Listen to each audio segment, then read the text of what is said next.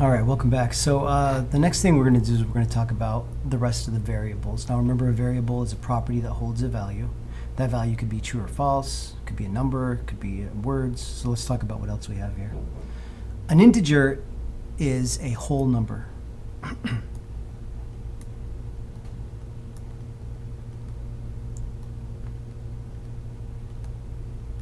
And that's going to be like 1, 2, 3, etc. The difference between an integer and a float is going to be a decimal. So you could have, example would be like 3.14, 2.7809, etc. Which is ETC, not ECT. I said that wrong. Nobody cares. Okay, so you can imagine this has all sorts of applications in game design.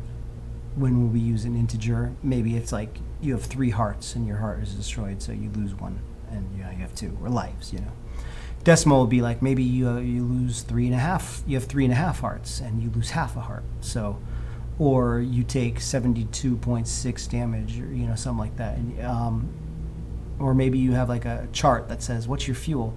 It's 33 out of 100, so it needs to give a percentage, 33.3%. So you're going to need a decimal instead of an integer, which can't give you fractions. So we use these for all sorts of things, but let's just say that we're going to keep score now. Every time you enter this trigger, William, your score goes up by 1. And we'll just keep it, for now, we'll just keep it to an integer. So we will say, we're going to add a new variable, and this is going to be our score. And it's going to become an integer. And then hit compile, and you can see the default value of your score is 0. Now, every time you enter this trigger volume, in fact, I'm just going to delete all this other stuff for now. Set the score. We're going to take the current score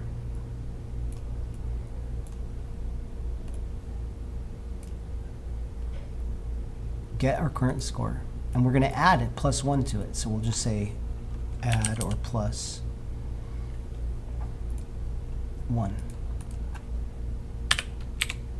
So this integer, which is currently 0, is going to go up, and let's just go ahead and just print.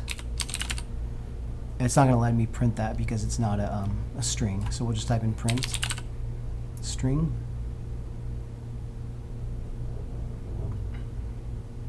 I wonder if we can do a text. And then if you tie these together, it'll convert this string to text. I don't know what text looks like, how it's different from a string, so let's find out. Oh yeah, it looks just like the print string. But you can see on the top, I have 4 points, I have 5 points, 6 points, 7, 8, 9. So this variable is changing, and now it's a different value. You can see if we hover over it, set this to your level so you can see what's going on. And if you can see that now it's going up every time. That little red thing tells you what's happening. And if you hover over this, it'll tell you the score. It's 13 points. Now it's 14 points.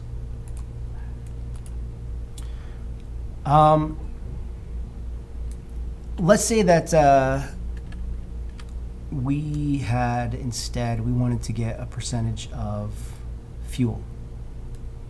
So I'm going to say that for this one, we're now going to say this is our fuel cone right here.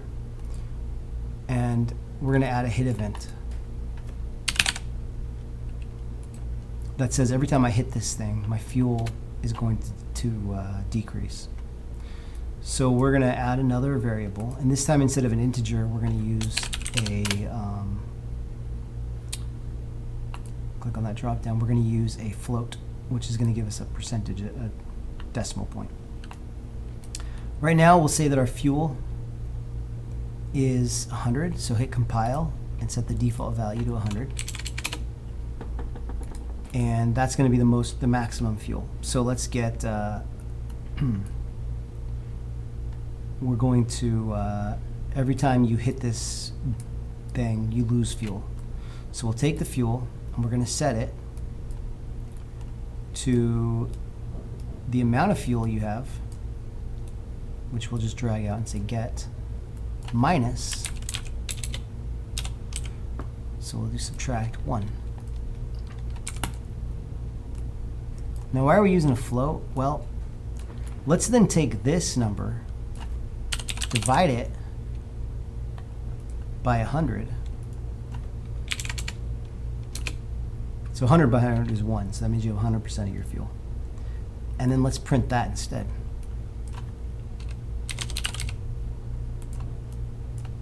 And if you go here, it'll convert it to a string so we can read it.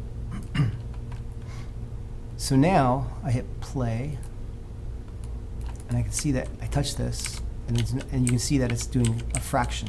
Now I'm at 80%, 73%, 65%, 55%. So I could actually have a bar on the screen that would say, hey, your fuel is going down. Now it actually will go below 0, unless we put a branch in there that said you can't go below 0, which we are going to do next. So we're going to say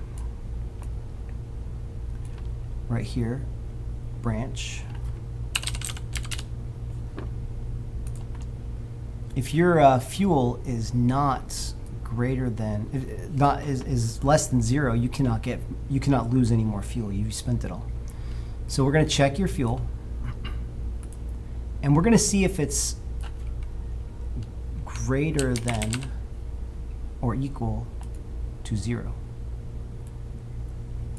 If it is, then you keep losing fuel. If it's not, you don't lose fuel.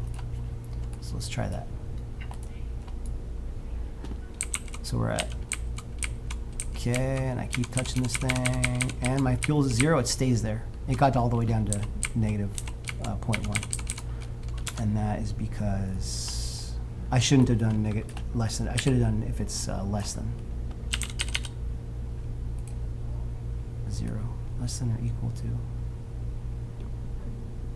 If it's less than 0.1, no, if it's less than, yeah, 0.1, 0.01, then you cannot lose any more fuel. If that is, oh, I did it backwards, shoot. If it's greater than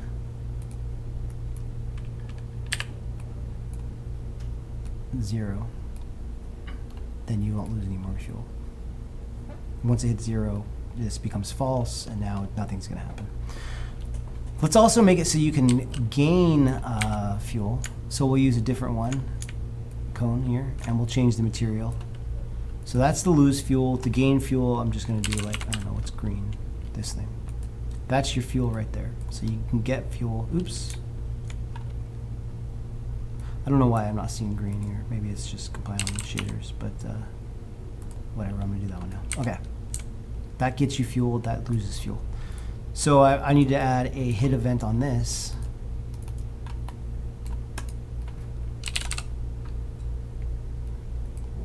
And I'm just going to copy and paste all this stuff.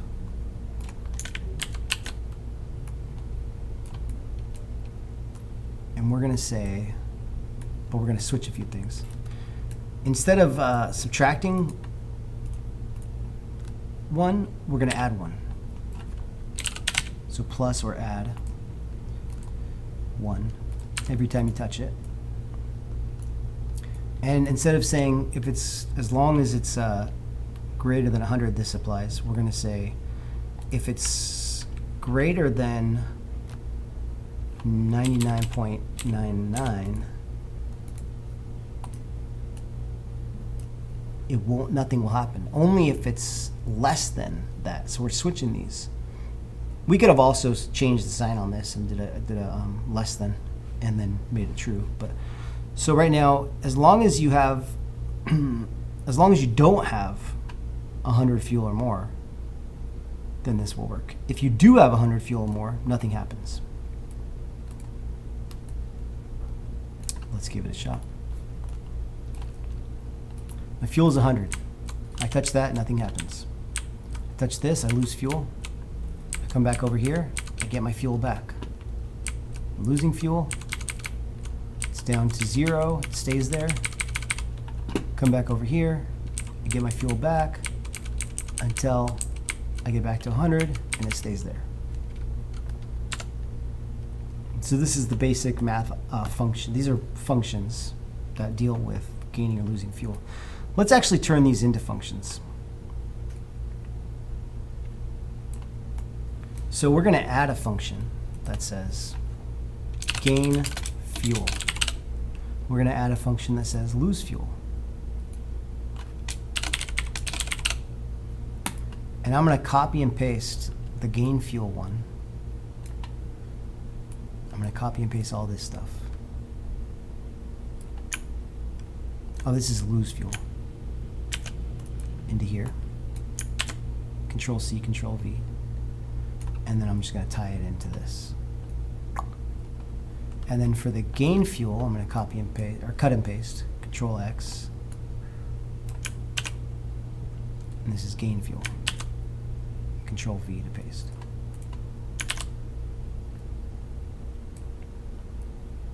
Okay.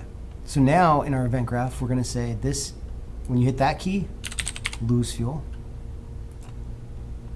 When you hit this other key, gain fuel.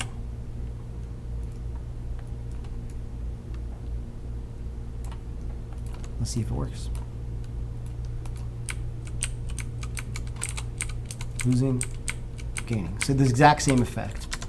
Why would we want to do that? Well, we might want to call this function the gain fuel or lose fuel in another way. So let's say that when you go to this trigger volume, box trigger,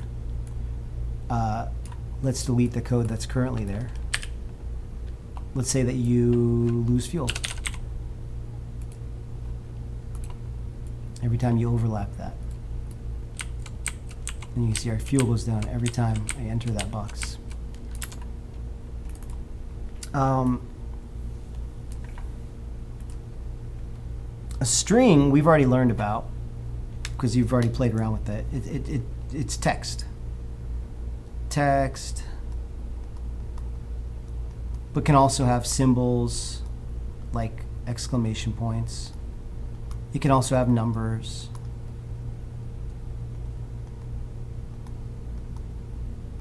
Basically writing. So this would be, an example of this would be like player 1.